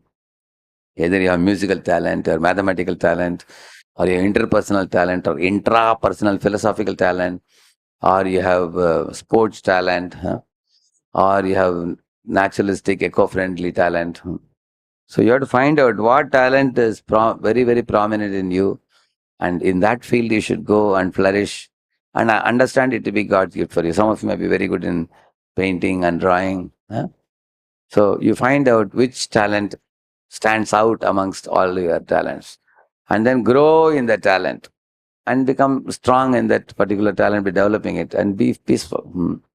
Don't think He has that. See, if a pole vault man is looking at a bodybuilder, he will feel inferiority complex. You know pole vault?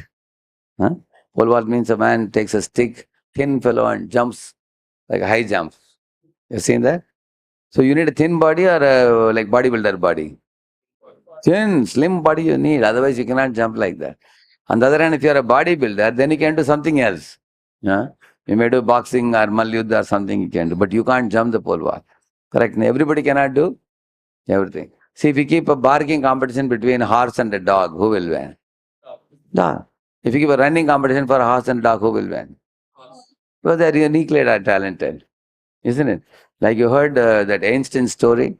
Einstein once said, there was a school of animals. The monkey got A grade in tree climbing. Whereas the rabbit, when he tried to do climbing trees, he fell upside down and had a brain hemorrhage because he had never climbed a tree. And the fish never got out of the water. He got F. He got F grade. He was looking at the tree. He said, "No, I don't want to go there. I don't want to get out of water."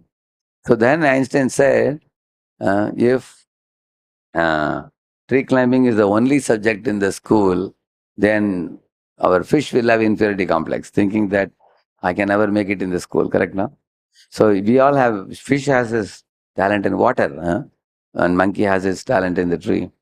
Therefore, one big bad habit I have seen amongst the students of this level, 10th, 11th, 12th, I feel that they always compare with other friends and they unnecessarily hurt themselves. Mentally, they hurt themselves.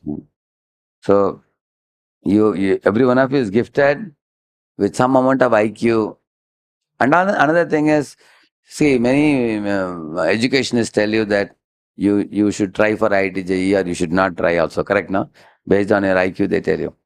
So if you made it or if you couldn't make it, so what you should think is, academics is only a small part of your life. It's not the whole life itself. You have sports in your life. You have relationship with parents in your life. Your relationship with God in your life. You have so many other things to do in life. Academics is a small part of life. It's like in your life, if you see multiple jigs put together like a jigsaw puzzle, it's one small jig in your life.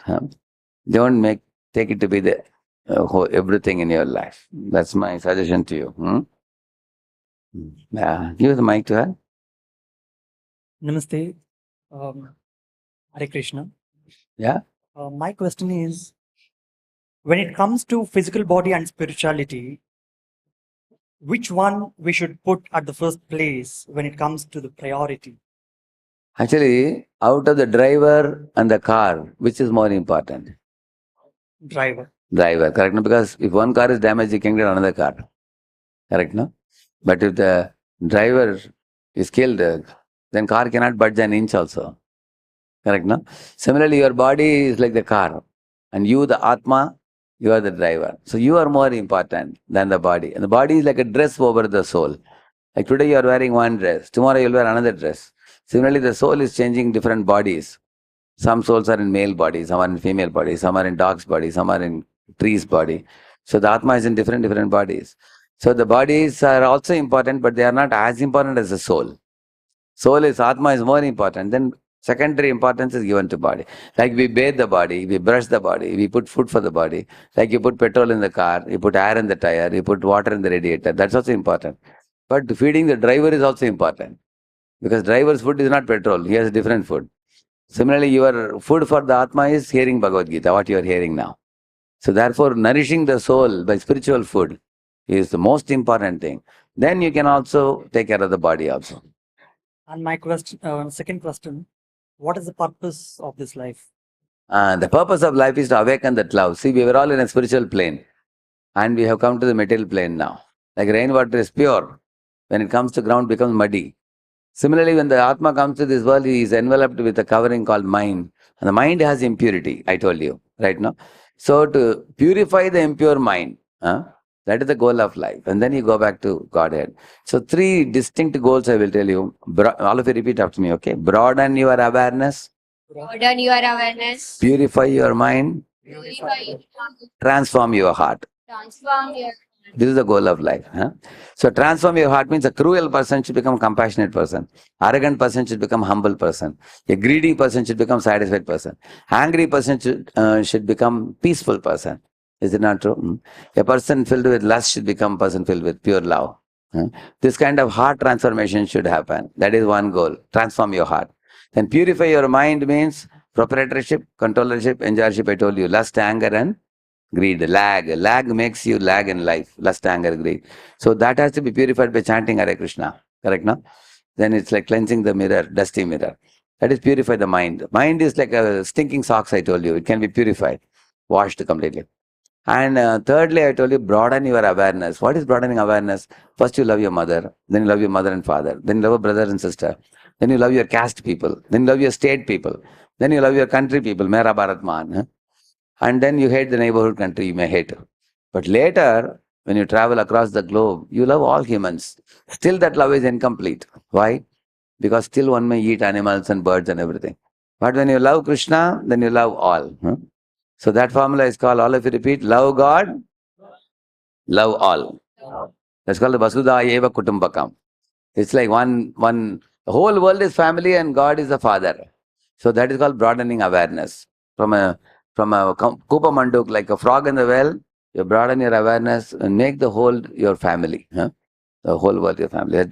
So broaden awareness, purify mind, and transform your heart. This is the goal of life. And once that happens, you go from this plane to the spiritual plane, where there is pure loving exchange between God and the jivas, like what you see in Vrindavan. I showed you peacocks. Like that, you go to that world where you experience everlasting happiness. All right? Thank you. Thank you. Speaking of the mic, you have the mic with you? Yeah, yes. Yeah, Hare Krishna Prabhuji.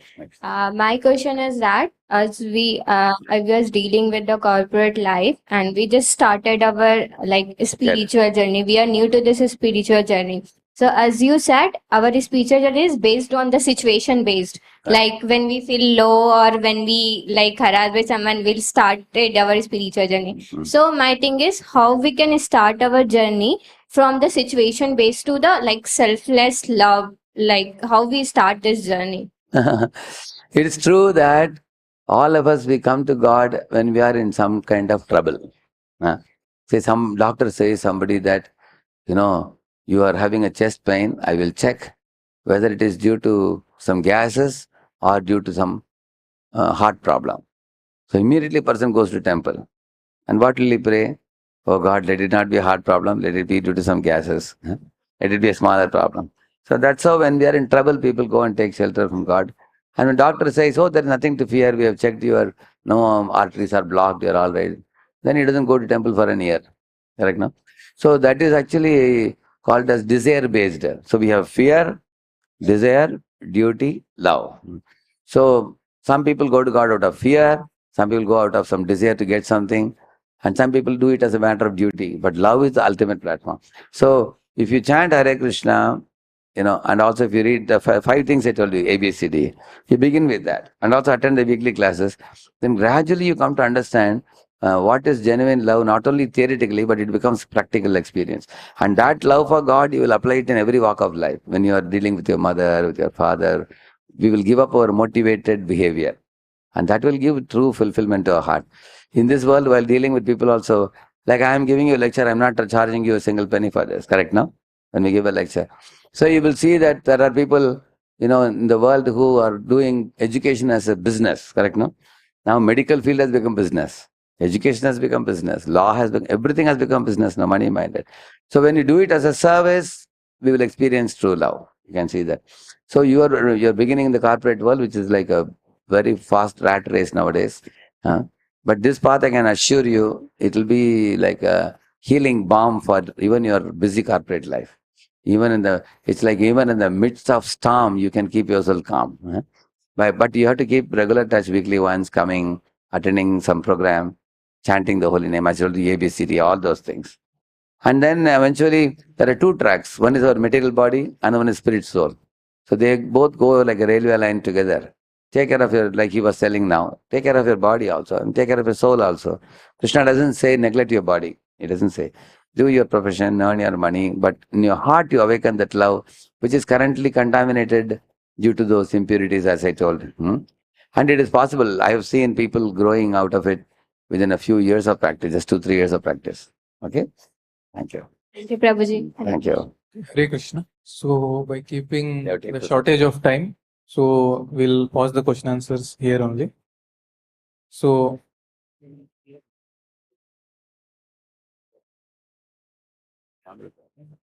so now immediately we'll have Kirtan. So girls, Matajis will have dancing Kirtan. They can dance here, and Prabhujis will dance this side. And also we would like to thank all the participants who have come a long way here to participate in this Prerna festival. And also we would like to, please be seated, just 2 minutes. And we also would like to thank 2 special personalities.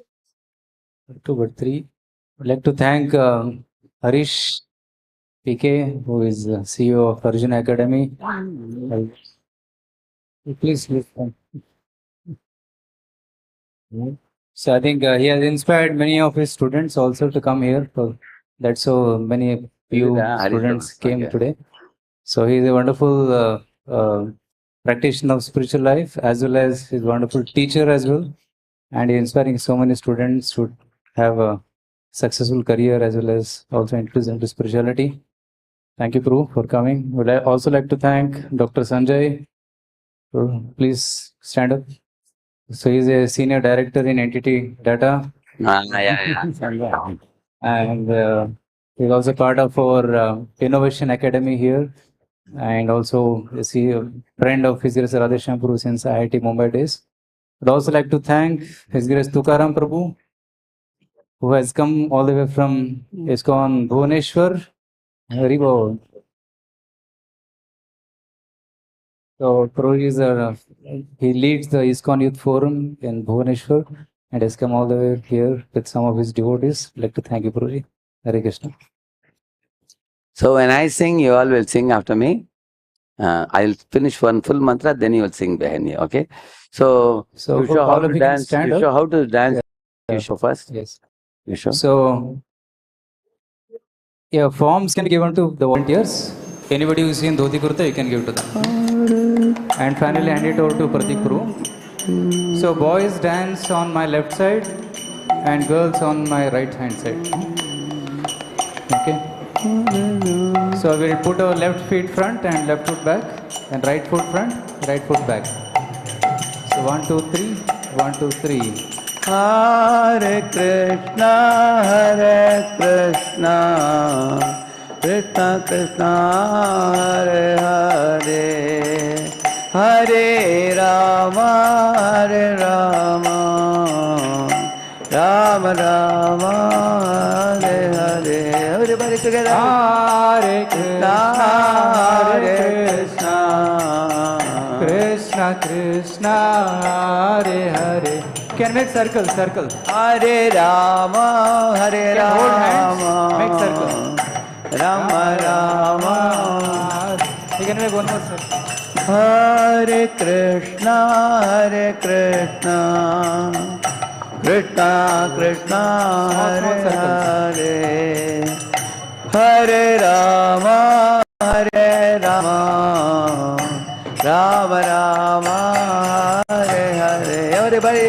Hare Krishna, Hare Krishna, Krishna Krishna, Hare Hare, Hare Rama, Hare Rama, Rama Rama, Hare Hare. Hare Krishna,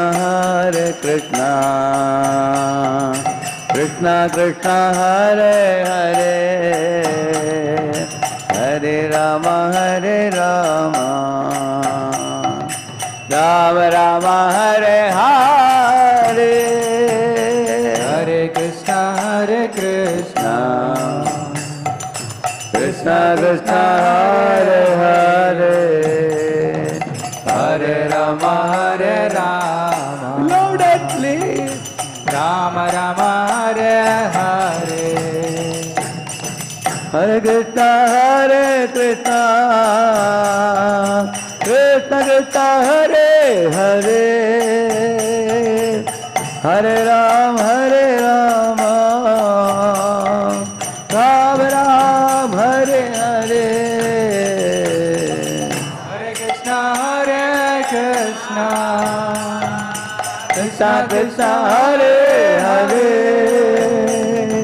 Hare Rama, Hare Rama, Rama Rama, Hare Hare, Hare Krishna, Krishna Krishna, Hare Hare, Hare Rama, Ram Hare Hare, Hare Krishna, Krishna Krishna, Hare Hare, Hare Ram, Ram Hare Hare, Hare Krishna, Krishna Krishna, Hare Hare, Hare Ram, Ram Hare Hare, Hare Krishna, Krishna Krishna, Hare Hare, Hare Ram, Ram Hare Hare, Hare Krishna, Krishna Krishna, Hare Hare, Hare Ram, Ram Hare Hare, Krishna, Krishna Krishna, Hare Hare, Hare Ram, Ram Hare Hare, Hare Krishna, Krishna Krishna, Krishna Krishna, Krishna Hare Hare, Hare Hare, Hare Rama, Hare Rama, Rama Rama, Hare Hare,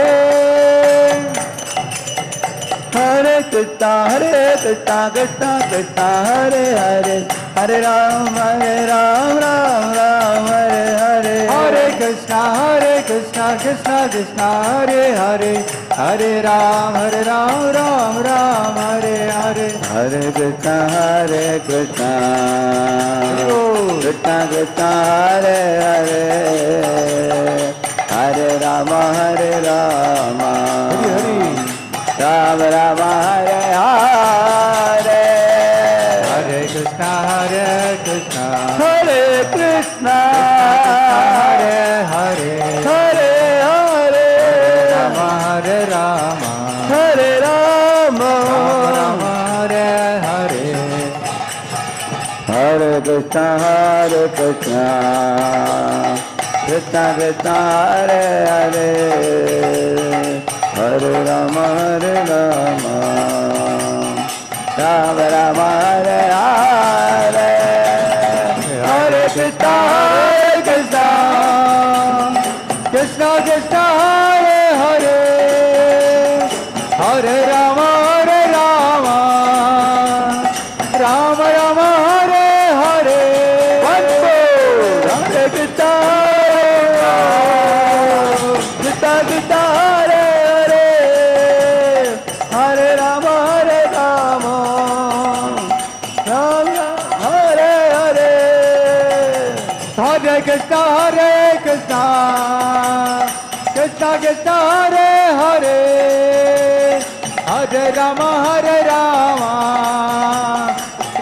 Rama, Hare Hare, Hare Krishna, Krishna Krishna, Hare Hare, Hare Rama, Ram Hare Hare, Hare Krishna, Krishna Krishna, Hare Hare, Hare Rama,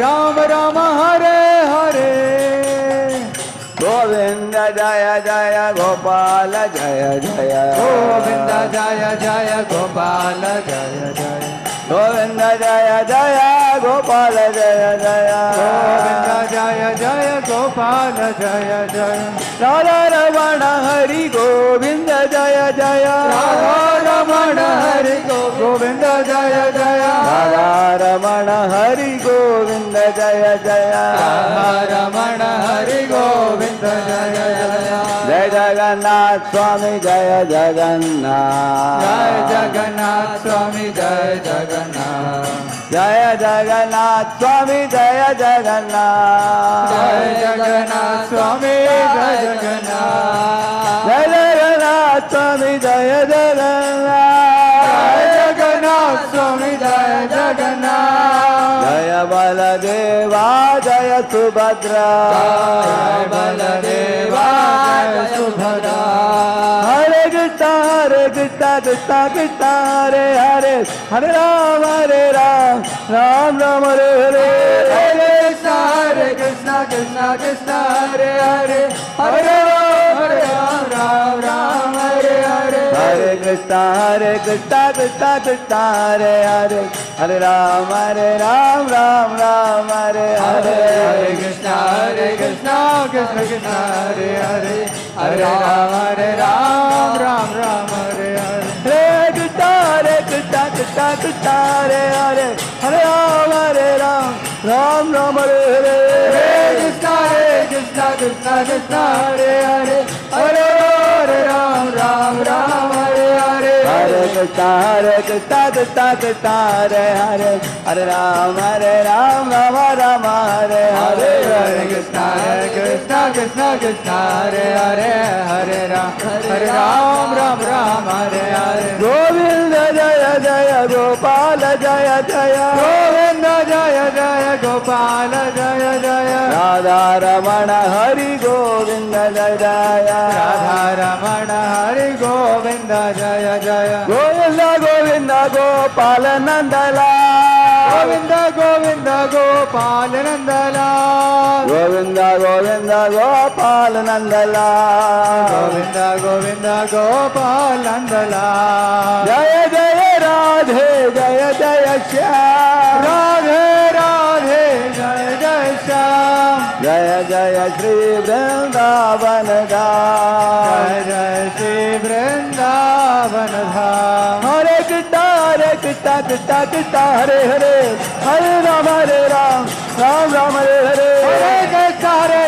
Krishna Krishna Hare Hare Hare Ram Ram Hare Hare Hare Krishna Krishna Hare Hare Hare Ram Ram Hare Hare Hare Krishna Krishna Krishna Hare Hare Hare Ram Ram Hare Hare Krishna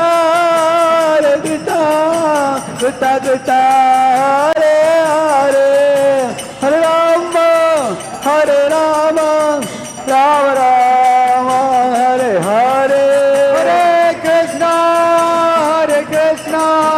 Krishna Krishna Hare Hare Hare